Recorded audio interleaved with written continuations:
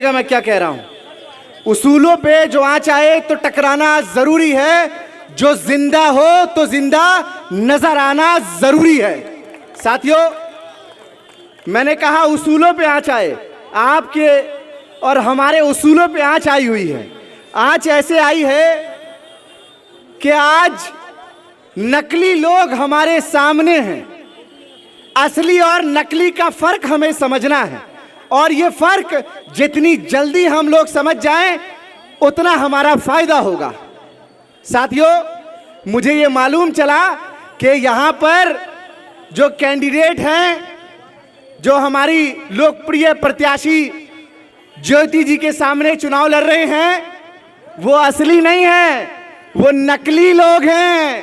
वो वैसे लोग हैं जो चोरी करके निकल जाते हैं।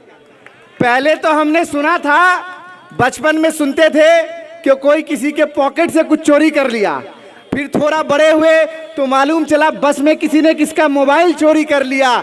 लेकिन देश में ऐसा पहली बार हुआ, और महाराष्ट्र जिसने हमेशा देश को रास्ता दिखाया है, उस महाराष्ट्र में जिसने देश को एजुकेट किया है, उस महाराष्ट्र के अंदर पॉलिटिकल पार्टी ही चोरी हो जाती है दिन दहाड़े। साथियों, ये वही चोर लोग हैं जो सामने प्रत्याशी बनकर बैठे हैं, और वो क्या कह रहे हैं कि उनका निशान कुछ धनुष है। मैं ये कहना चाहता हूं कि अगर धनुष और तीर कमान अगर गलत लोगों के हाथों में चली जाए तो वो कहीं और जाके टिकती है, जहां टिकनी चाहिए वहां नहीं जा पाती। साथियों, तो गद्दारों के हाथों में अभी धनुष बाण चला गया है, और ईमानदारों के हाथों में मशाल है, ईमानदारों के हाथों में पंजे का निशान है, ईमानदारों के हाथों में तुतारी है। साथियों, तो ये हमें और आपको समझना है, और हर किसी को बताना है कि महाराष्ट्र का जो ये चुनाव विधानसभा का है, वो केवल महाराष्ट्र के अंदर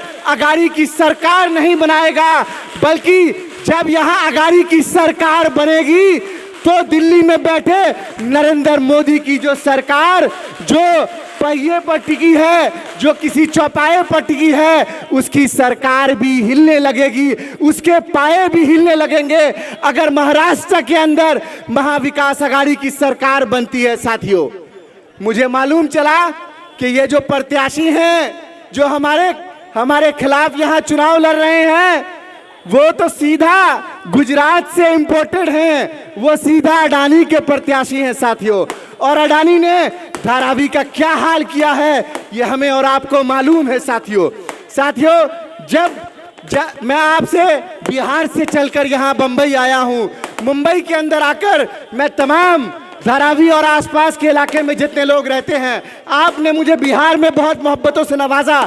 मैं महज 25 साल 4 महीने का था जब राहुल जी ने मुझ पर भरोसा करके मुझे वहां चुनाव लड़ाया। आज मैं आपके सामने झोली फैलाने आया हूं कि ज्योति जी राहुल जी की कैंडिडेट हैं, इनका पूरा परिवार, इन्होंने देश की सेवा की है। मैं अपनी झोली फैलाकर तमाम बिहार वासियों से और पूर्वांचल के उत्तर प्रदेश के लोगों से अपील करता हूं कि मेरा आना आप लोग कामयाब कर देना, और हमारी बहन ज्योति जी को पंजे के निशान के आगे 1 नंबर पर वोट देकर विजय बनाना। साथियों, मुझे पता है कि धारावी तो कांग्रेसियों का गढ़ है।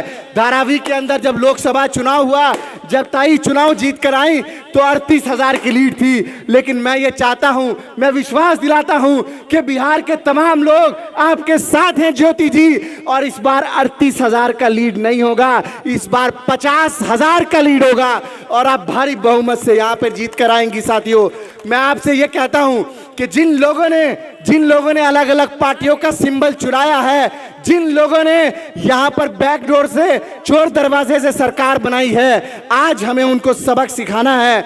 और यही वो वक्त है, 5 साल में एक बार समय आता है जब हम अपनी वोट की ताकत से किसी को सबक सिखाते हैं और ये बताते हैं कि हमारा वोट इतना सस्ता नहीं है। आपके सामने बहुत लोग आएंगे, अभी तो 4-5 दिन बचे हैं वोटिंग के अंदर, आपके सामने बहुत सारे ऑफर्स दिए जाएंगे।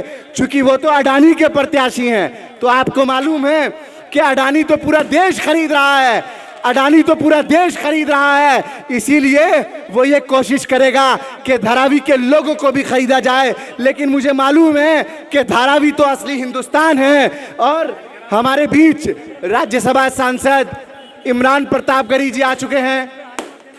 मैं अपने भाषण को 1 मिनट के लिए रोकूंगा जब तक वो स्टेज पर पहुंच जाएं। बहुत बहुत स्वागत है इमरान प्रतापगढ़ी भाई का।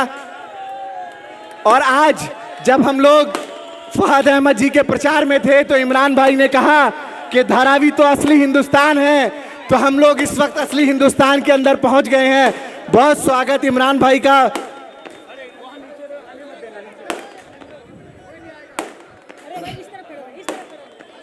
बहुत बहुत स्वागत इमरान भाई, राज्यसभा सांसद, chairman minority department, all India Congress committee.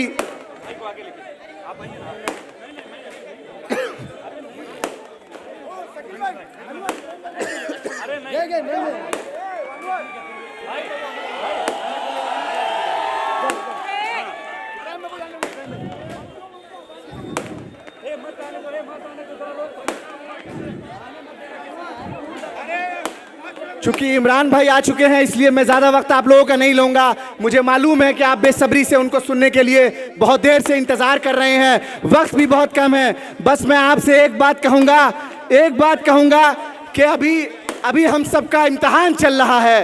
अभी हम सब लोगों को एक बड़े इम्तिहान को देना है। वो इम्तिहान ये है कि आने वाली 20 तारीख को अगर हमने महाराष्ट्र के अंदर महाविकास आघाड़ी की सरकार बनाई तो जो मोदी की सरकार दिल्ली में बैसाखी के सहारे चल रही है उसके बैसाखी हिलने लगेगी। और यकीनन महाराष्ट्र इस देश को रास्ता दिखाता है। आने वाले समय में महाराष्ट्र ही इस देश को रास्ता दिखाएगा।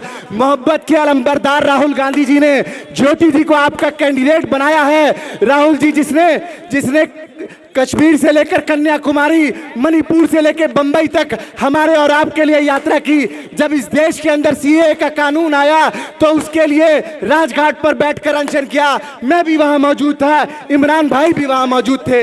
हमारे हक की वो लड़ाई लड़ रहे हैं। हमारा साथ दीजिए। तमाम बिहार के लोगों से मेरी अपील है कि ज्योति जी को 1 नंबर बटन के आगे, पंजे के निशान के आगे अपना वोट देकर भारी मतों से विजय बनाए। बहुत बहुत शुक्रिया।